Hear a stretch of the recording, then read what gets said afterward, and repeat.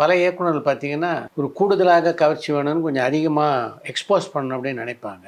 அதுக்கெல்லாம் அவ்வளோ ஈஸியாக உடன்படாத நடிகைகள் பல பேர் இருந்திருக்காங்க. உங்களுக்கு அது மாதிரி போராட்டம் இருந்திருக்கா? இல்லைங்க சார், நான் கர்ணன் சார் படம் பண்ணும்போது கூட ஒரு ஷார்ட் வந்து லோ ஆங்கிள் நிறைய வைப்பாங்க.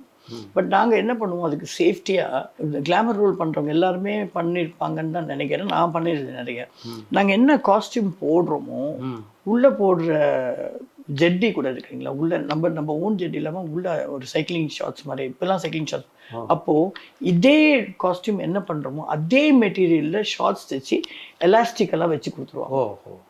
ஸோ அது நமக்கு தொடையை விட்டு நவரவே நவராது. அருமை. நம்ம என்ன கிளாமராக ஆடினா கூட வல்காரிட்டிக்கு நாங்கள் போக மாட்டோம் சார். கிளாமராக பண்ணுறோன்னா எந்த கிளாமரும் பண்ணுவோம். அது தொழில். நாங்கள் பண்ணுறது அது தொழில். அதுக்கு தான் எங்களுக்கு ரசிகர்கள் வராங்க.